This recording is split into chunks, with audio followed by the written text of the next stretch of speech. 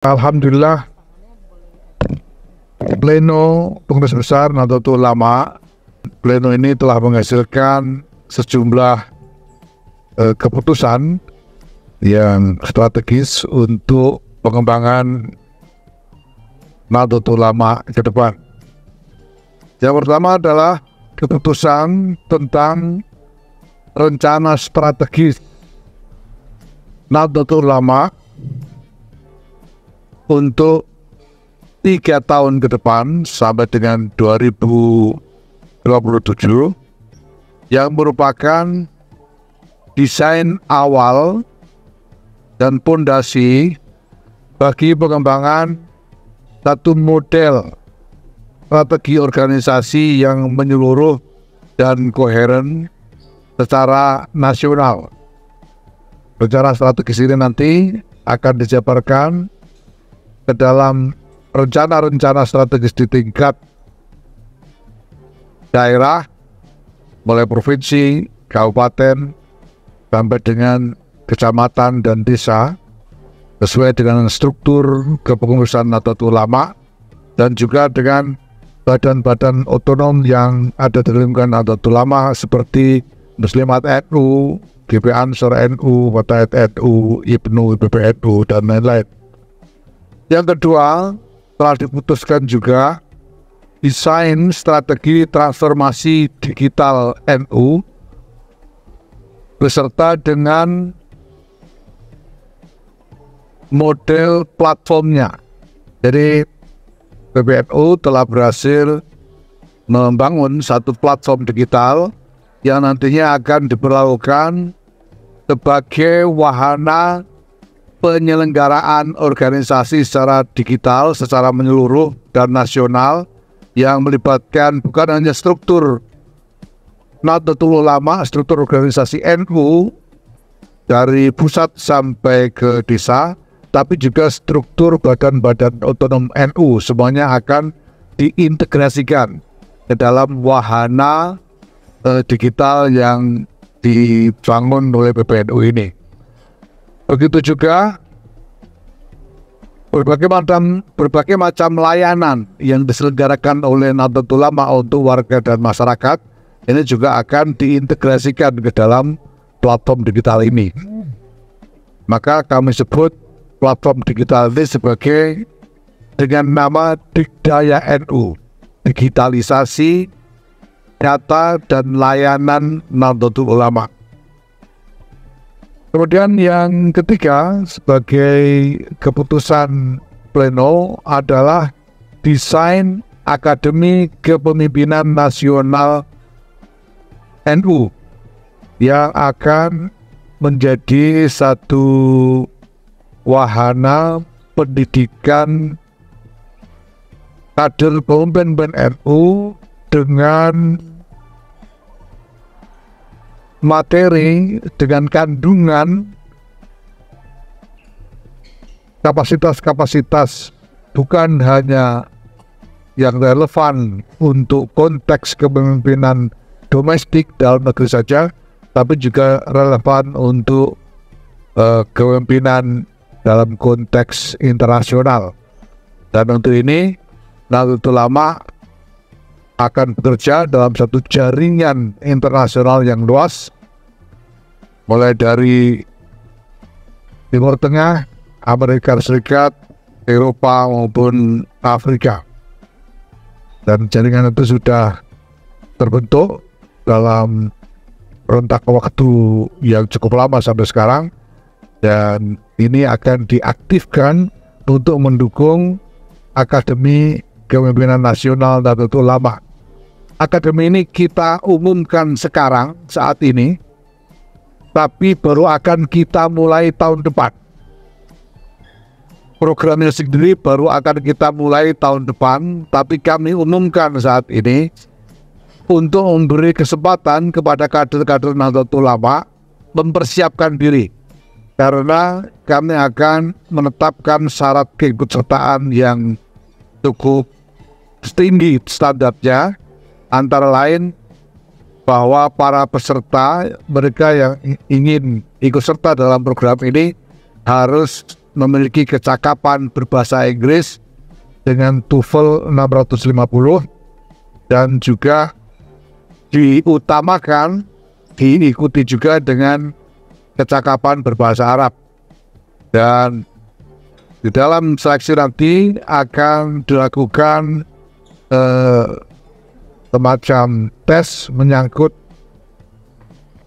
berbagai wawasan, termasuk wawasan sosial, ekonomi, politik, domestik, dan wawasan geopolitik sebagai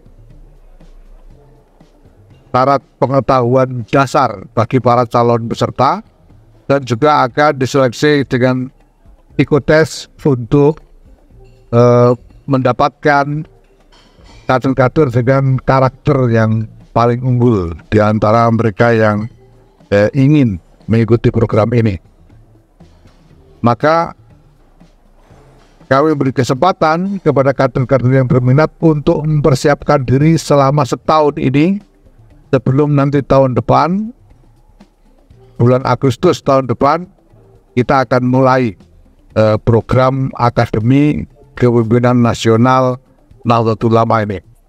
Nah, kemudian Pleno juga memutuskan sejumlah peraturan PBNU untuk meningkatkan kinerja organisasi, yaitu peraturan tentang pedoman penyelenggaraan kaderisasi, peraturan tentang pedoman penyelenggaraan konferensi atau forum-forum permusyawaratan, peraturan tentang tata cara pelantikan kepengurusan, peraturan tentang pedoman pelarangan rangkap jabatan, peraturan tentang bantuan perjalanan penugasan, dan peraturan tentang pedoman kerjasama usaha. Nah, mungkin yang bisa kami highlight terkait dengan peraturan-peraturan ini satu saja, bahwa PBNU menetapkan pelarangan kepada seluruh struktur kepengurusan NU untuk mengutip iuran dari warga yang dipergunakan untuk membiayai kegiatan organisasi. Semua kutipan atau sumbangan dari warga harus dikembalikan langsung kepada warga dalam bentuk sedekah, infak, atau zakat melalui lazisnu. Jadi tidak boleh mengutip iuran untuk kegiatan organisasi, termasuk misalnya iuran untuk membangun gedung kantor, iuran untuk mengadakan acara ini dan itu tidak diizinkan. PBNU juga melarang kepada seluruh jajaran pengurus NU di daerah untuk memberikan honor dalam bentuk apapun kepada petugas-petugas PBNU yang dikirim untuk melaksanakan tugas-tugas organisasi. Karena dari waktu ke waktu nanti akan ada petugas-petugas PBNU yang dikirim melaksanakan tugas di daerah-daerah, dan semua pembiayaannya akan ditanggung oleh PBNU, dan jajaran pengurus di daerah dilarang memberikan apapun kepada petugas PBNU tersebut. Nah, selanjutnya ada beberapa keputusan lagi yang dibuat oleh PBNU, yaitu bahwa pertama, PBNU memerintahkan kepada Lembaga Pendidikan Ma'arif dan Robito Mahid Islamiyah atau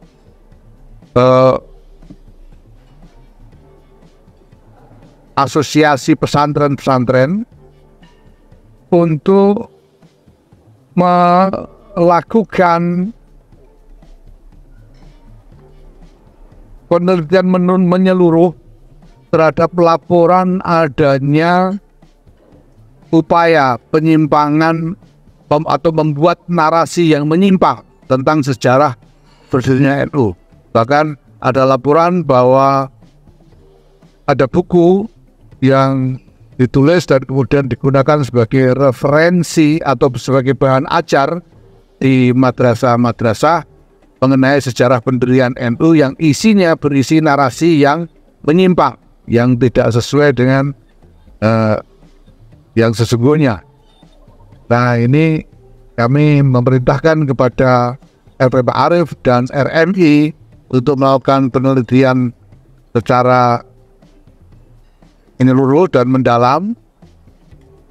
Dan apabila memang ditemukan buku-buku atau bahan ajar yang seperti itu, ini harus dicabut, ya, harus ditarik dari peredaran dan tidak boleh dipergunakan di lembaga-lembaga pendidikan NU, karena akan bukan hanya mengaburkan, bahkan menyimpangkan sejarah berdirinya NU. Kemudian kami juga membuat keputusan, pleno juga membuat keputusan tentang soal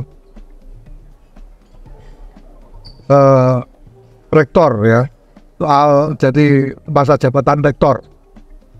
Jadi NU punya sekian banyak perguruan tinggi, baik universitas maupun institut-institut, dan tadi pleno telah menetapkan aturan tentang masa jabatan rektor di perguruan tinggi tersebut. Nah, kemudian juga ada putusan tambahan yang muncul dari permintaan para peserta pleno terkait dengan perkembangan mutakhir dalam hubungan NU dengan Partai Kebangkitan Bangsa. Jadi karena akhir-akhir ini ada artikulasi-artikulasi yang secara sangat frontal dan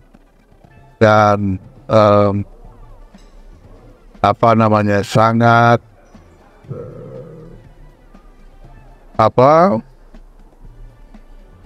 tajam, ya, terhadap PBNU dari arah Partai Kebangkitan Bangsa, dan juga menyangkut berbagai macam perkembangan mutakhir yang merupakan dinamika hubungan di antara dua entitas ini. Ya, saya harus sampaikan terus terang bahwa ada banyak komplain ada dari para peserta pleno, ya. Dan kemudian untuk mencari jalan, kami tidak ingin membuat langkah yang tergesa-gesa terkait dengan ini. Maka kemudian pleno memberikan mandat kepada dua orang. Yang pertama adalah Kiai Anwar Iskandar, Wakil Rois Am, dan Bapak Amin Said Husni, Wakil Ketua Umum, untuk mendalami masalah ini dan kemudian memberikan rekomendasi-rekomendasi kepada PBNU mengenai langkah-langkah yang harus diambil. Ya. Kenapa dua orang ini? Karena Kiai Anwar Iskandar ini adalah di antara para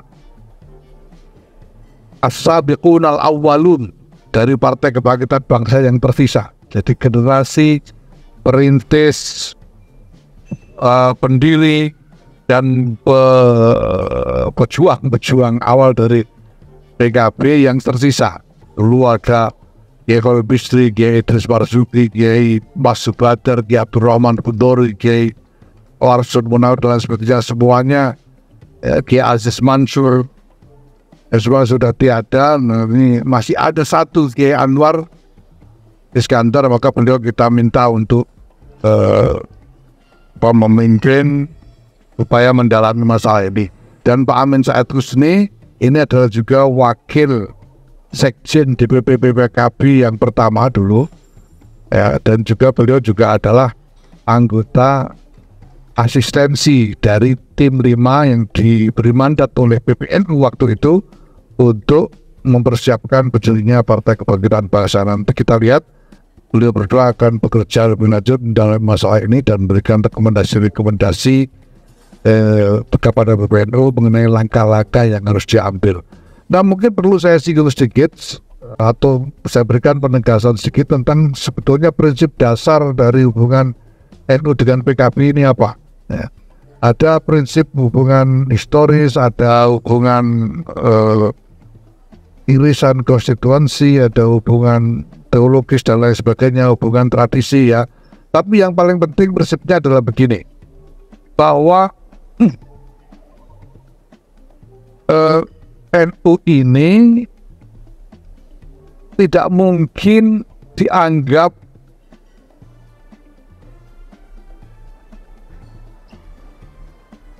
kongruent dengan PKB. NU dan PKB ini beda-beda. Ya. PKB itu tidak bisa NU hanya untuk PKB saja, itu tidak bisa.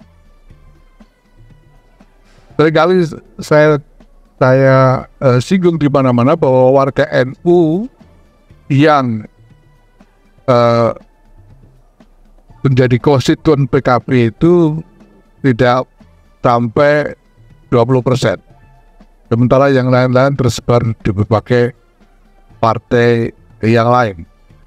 Nah, maka NU juga harus berpikir tentang hubungan dengan semua kekuatan politik yang ada, bukan hanya PKB.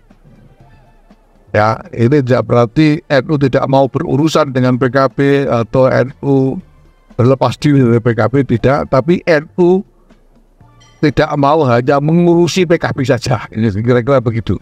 Yaitu prinsip dasarnya seperti itu.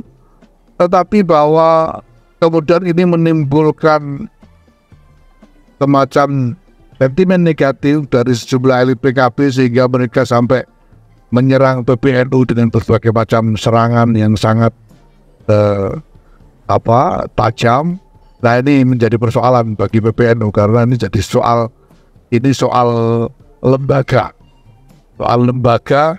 yang katakanlah disepelekan, direndahkan dan lain sebagainya, dan PBNU secara kelembagaan perlu mengambil sikap dan mungkin mengambil langkah-langkah terkait dengan hal ini.